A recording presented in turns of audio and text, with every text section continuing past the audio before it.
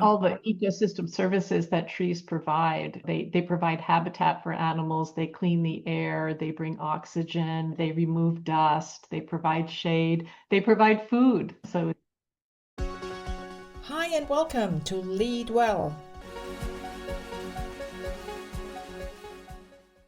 Welcome to today's Lead Well podcast. And again, I'm joined by wonderful guests, and that are Chip Sullivan and Elizabeth Boults. And you both are award-winning landscape architects and authors of Wisdom of Place. You have designed a method called R.O.O.T, R-O-O-T, and that blends science, storytelling, and nature. That helps us stay grounded, clear, and resilient, even in the middle of modern chaos. What if your best life support tool wasn't a strategy, but a tree? I love that. I think we're not paying enough attention to all the nature around you. So we'll talk about why shade, sound, and movement matter more than we think, how to design heat refuge zones in our lives, and why reconnecting with nature might just be the smartest move you make this year. And I know you work a lot with leaders as well, and we will make that connection as well, because, of course, leadership with the help of nature, that's an interesting topic as well. So, my first question to you both really is, how do our environments shape our nervous systems without us even realizing it?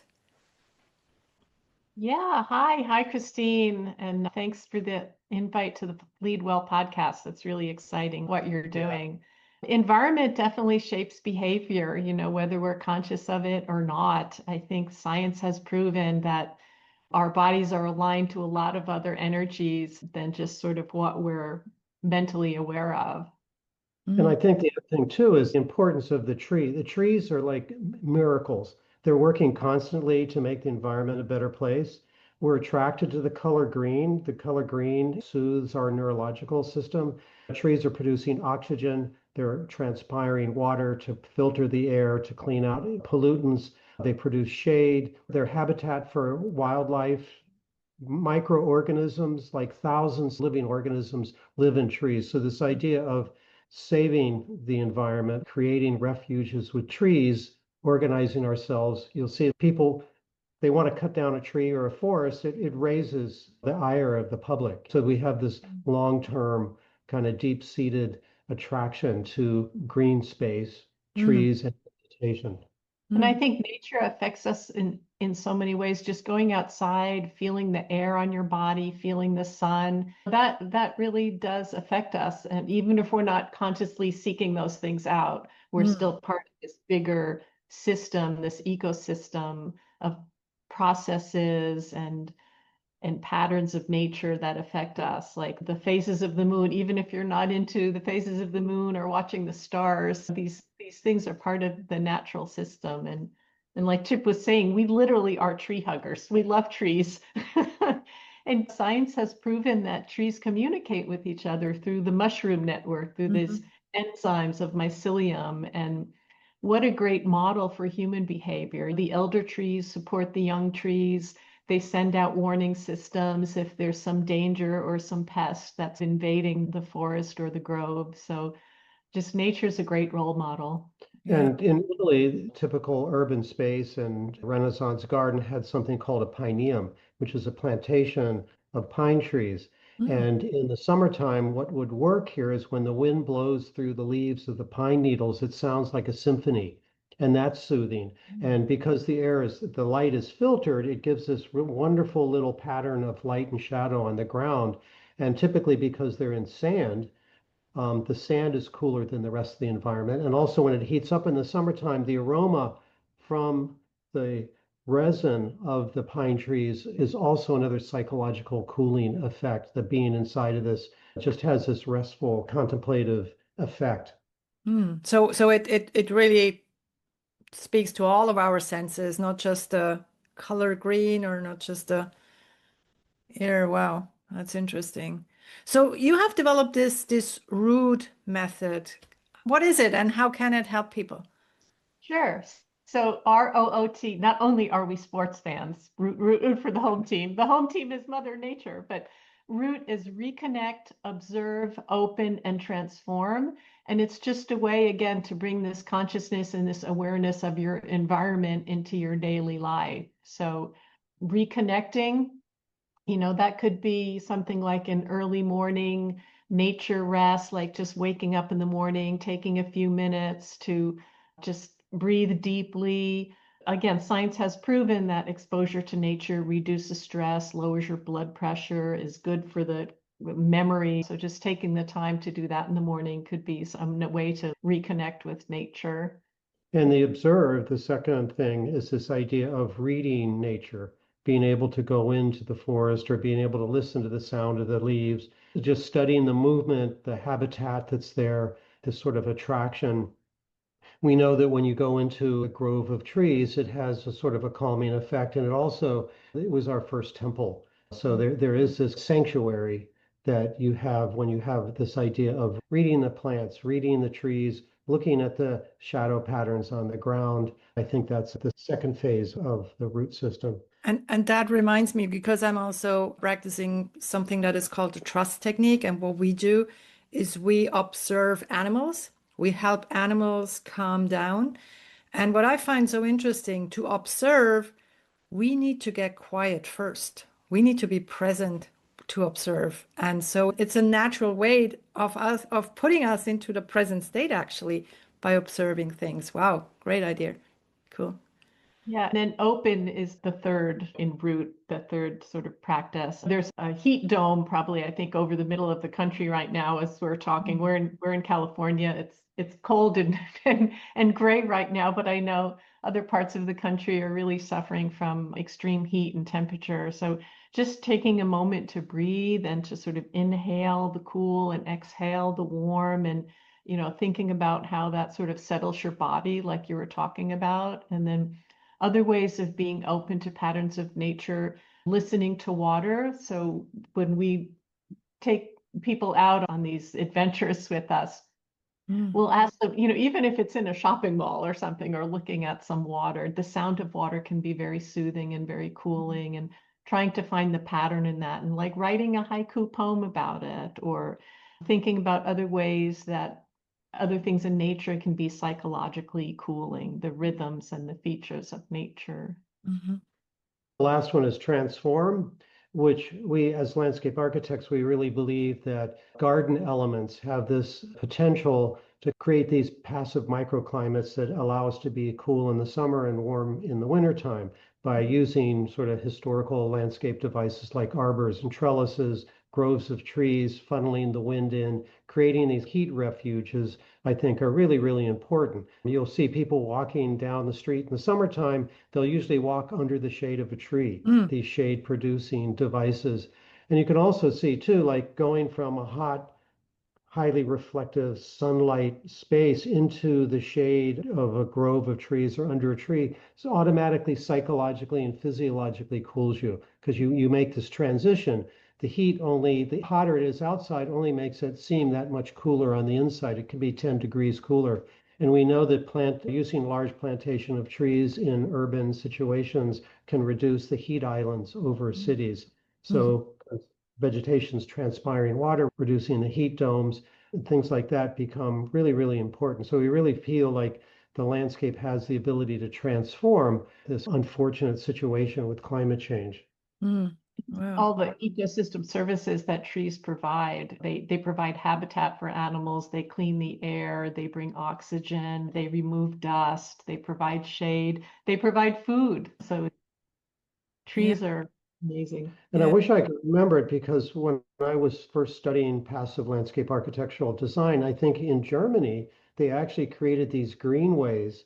Mm. And I can't remember, maybe it was Frankfurt, I can't remember the name of the city, but they could actually record the positive effects that these green, lengthy spaces, air funnels going through the cities was reducing the heat domes and having all these positive benefits.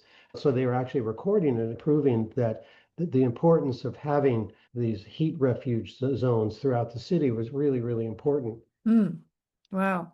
Now I think you call that the heat refuge zone. What can this look like at work or at home? What can I do to help create those zones?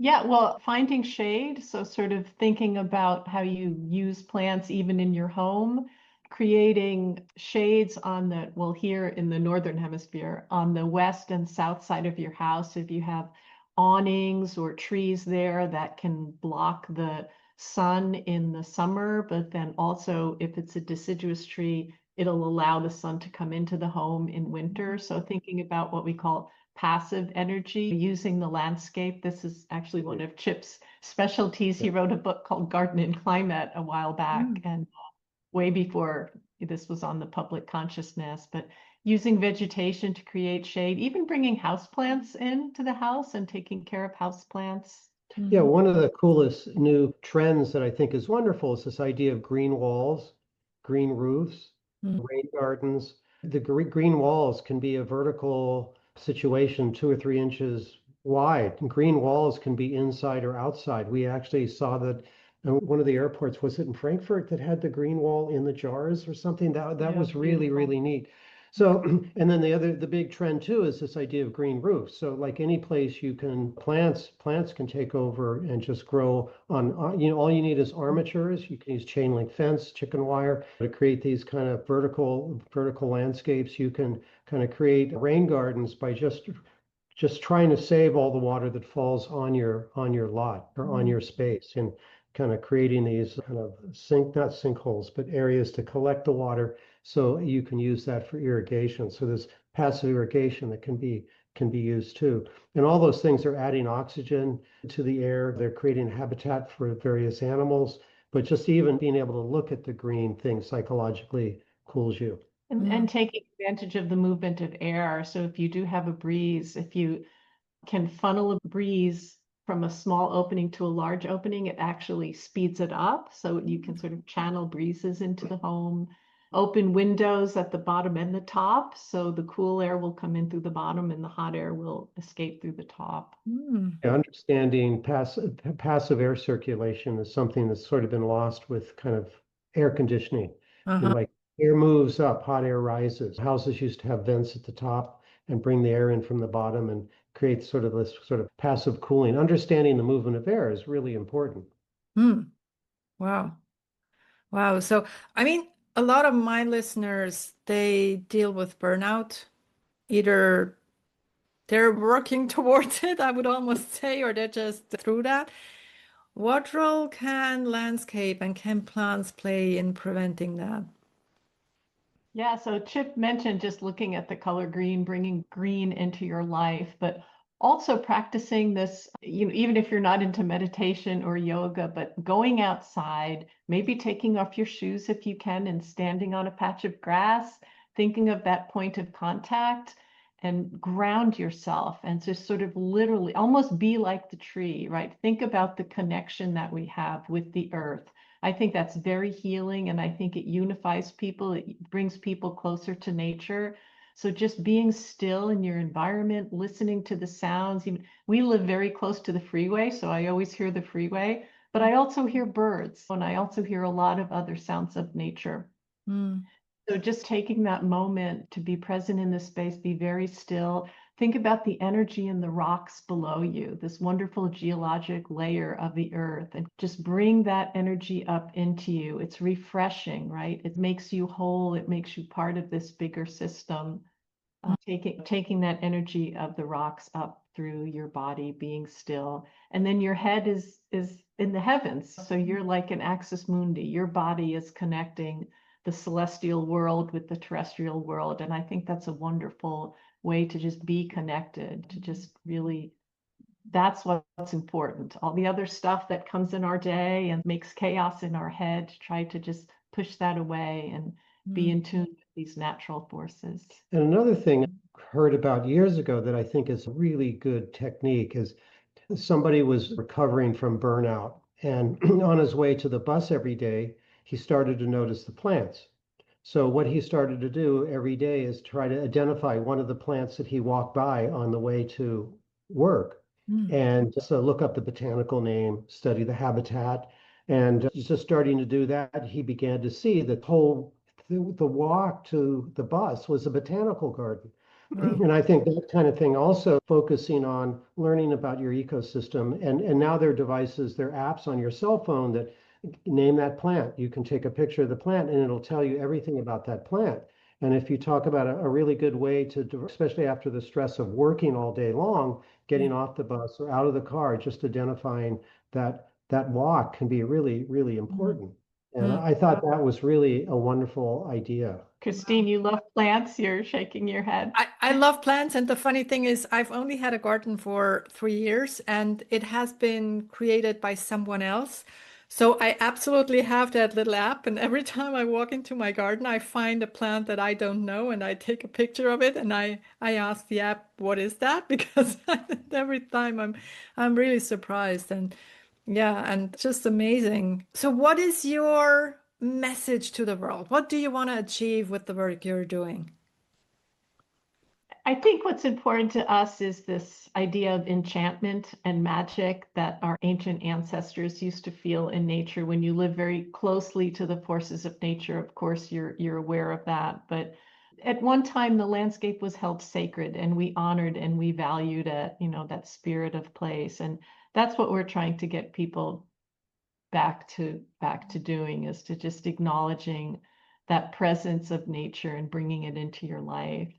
And then we're part of this huge ecosystem and understanding or being able to visualize, I think doing the app with identifying the plants, then you begin to look at the bigger thing, the ecosystem that we're connected to these hidden circuits of nature, the air, the wind, the moon, energy, the magnetism, how birds circulate through the landscape. That once you begin to tie yourself into this whole ecosystem, that we're just molecules part of a larger system, I think that becomes really important. Respecting nature, understanding that it's alive. I mean, throughout history, we sort of personified landscape with different deities, but I think the idea what that means is it's alive. These molecules and atoms and stuff are alive like we are. Making that connection between the two things, I think, becomes really important. The spirit of the land. Yeah, which I think people used to recognize that the health of the community is related to the health of the planet, and we seem to have lost that knowledge or that awareness. And Mm. there's so much artificial intelligence that we're advocating for natural intelligence. So less screen time and more green time is our motto. Wow, I love that. I love that because also we are part of it. I think sometimes people now forget that we are just one little part of nature. We are nothing different. We're just, I mean, the behaviorists that are researching animals find out more and more that there is really no difference between us and animals and what we call animals. I guess that's something that it's something that we need to recognize and to recognize again. Yeah, Wow. and I think it brings us together as just Mm, as human beings, and we're just creatures in the planet like other animals. yeah. So what is the one thing that everyone could start doing right now? I think, go outside, just take a minute, go outside, look around, just be present, be part of it, and start to really think about the earth, the air, the water, in any way that you can. Plant an oak tree. You Mm, know, we had this one exercise one year that one of my TAs came up with that I thought was beautiful. Every student had to bring a plant in at the beginning of the semester and take care of that plant and care for it. They became the guardian and realized we're guardians of the earth. We're stewards. And I think just this idea of like caring for the earth by planting a tree becomes something that benefits generations beyond us.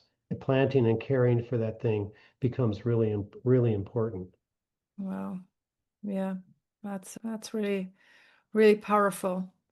It's because nowadays everyone walks around just looking at this little device instead of the nature that's out there. And I had a conversation with another guest, and she said, well, even in the city, you will always find a little plant growing somewhere because plants are just wonderful. They always find a space. Wow. Well, thank you so much for your work and for the awareness that you're bringing to this world. It's wonderful. And I could talk to you forever because I think we share a lot of values. And so thank you so much for coming to my show. How can people find you? We have a website, thewisdomofplace.com, and we're on social media, just Wisdom of Place. And I'll definitely also put that link into the show notes so that everyone can read from you, watch maybe little videos from you, and learn from you. Thank you so much, Elizabeth and Thank you, Chip. Christina. Thank you. Wonderful. This was Thank fun. you. Thanks. This was Lead Well.